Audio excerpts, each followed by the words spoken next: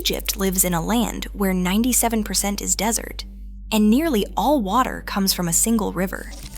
Now, as Ethiopia rushes to fill a massive upstream dam, 118 million Egyptians face an existential threat. The taps could run dry. What happens when a country's entire future hangs on the decisions of its neighbor and time is running out? Stretching over 1,000 miles, Egypt's land is a study in extremes. 97% of it is pure desert, an endless sweep of sand and stone where almost nothing grows. Life clings to the narrow ribbon of the Nile, a green corridor pressed between barren horizons.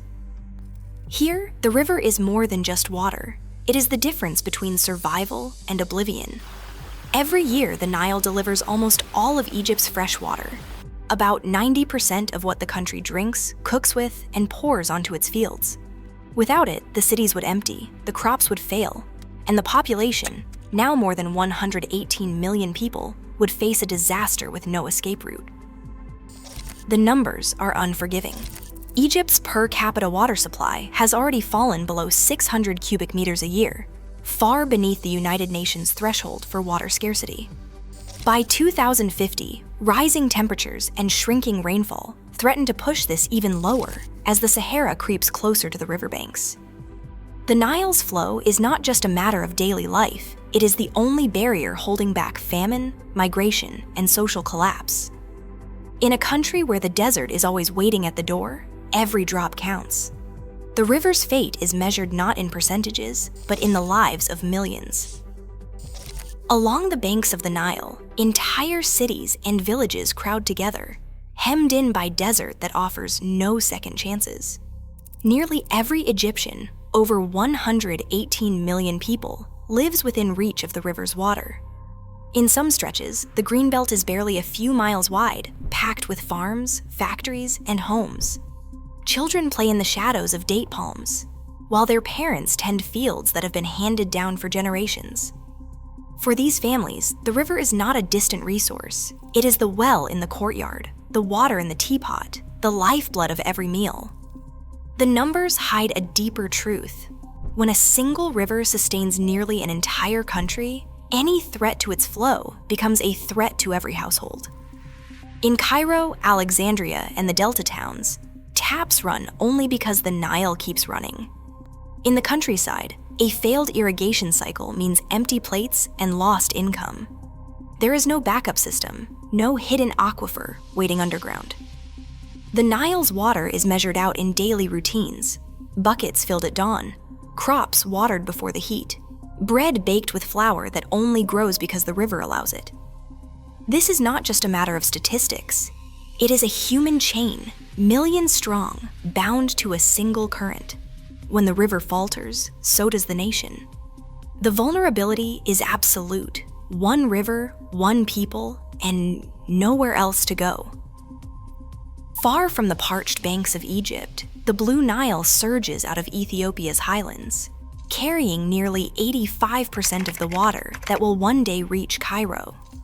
Here, the river is not a fragile green ribbon, but a force of nature, fed by summer rains that turn the hills into a sea of mud and torrents. This is where Ethiopia has staked its future, and some would say Egypt's fate, on concrete and ambition. Just 15 kilometers from the Sudanese border, the Grand Ethiopian Renaissance Dam rises from the valley floor. It is Africa's largest hydroelectric project, a wall of concrete 155 meters high and 1.8 kilometers long, built to hold back a reservoir of 74 billion cubic meters, more than the Nile's entire annual flow. The dam cost Ethiopia nearly $5 billion, a staggering sum for a country where 60 million people still live without electricity. For families in Addis Ababa and the countryside beyond, GERD is more than a promise of light, schools, and factories that might finally run past dusk. But GERD is also a tap on the river itself. With the ability to store and release water at will, Ethiopia now holds a power that Egypt has never faced before. The dam's turbines, once fully operational, will generate over 5,000 megawatts, enough to double the country's electricity supply and sell power to neighbors. Yet the true leverage is not just in the wires or the concrete, but in the fact that for the first time in history, the flow of the Nile can be controlled upstream. For Egypt, this is a new and unsettling reality. For Ethiopia, it is a long-awaited chance to turn geography into advantage and energy poverty into progress. On September 9, 2025, Ethiopia celebrated the inauguration of the Grand Ethiopian Renaissance Dam. As the turbines began to spin, a silent countdown started downstream. At the heart of the crisis is not concrete or electricity, but time itself. Ethiopia insists the vast reservoir, holding more than the Nile's entire annual flow, can be filled in just 5 years. Egypt, staring down the barrel of drought, demands at least a decade, even 15 years, to avoid catastrophe. The difference is not academic. Each year, the reservoir fills too quickly. Less water reaches Egypt's fields. Hydrologists warn that in a rapid, uncoordinated fill, the Nile's flow into Egypt could drop by up to 55% during peak years.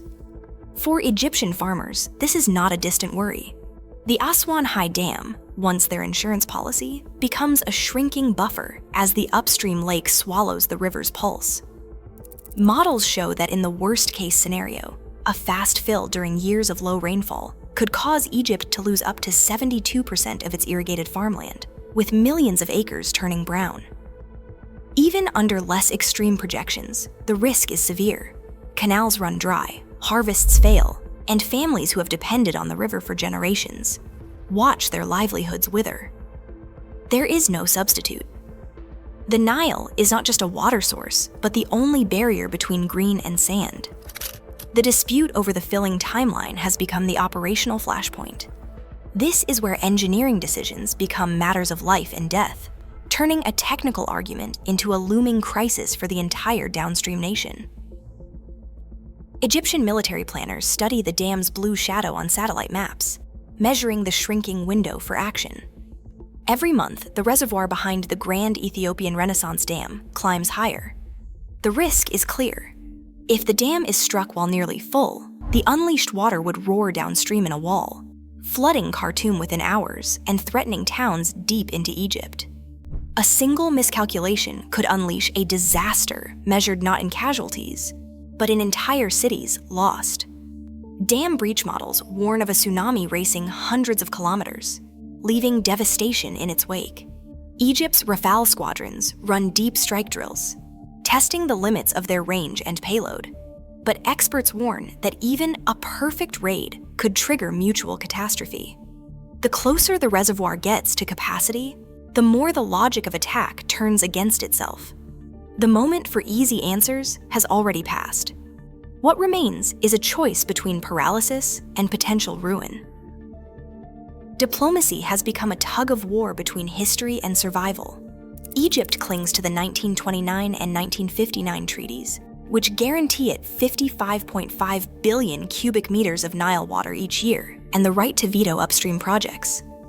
Ethiopia, never a signatory, rejects these as relics of colonialism, pressing instead for equitable use under the 2010 Entebbe Agreement. Sudan, once firmly in Egypt's camp, now shifts its stance with the seasons, sometimes worrying about dam safety, sometimes eyeing the flood control and cheap power that the GERD could bring. Mediation efforts have stumbled.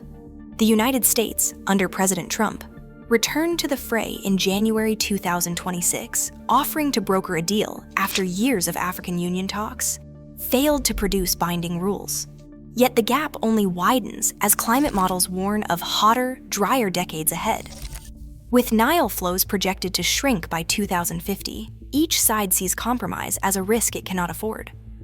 The deadlock holds, even as the river's future grows more uncertain by the day.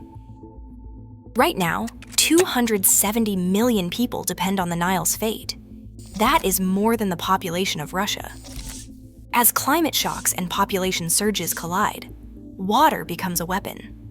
The next great conflict may not be fought for land or oil, but for the rivers that keep nations alive.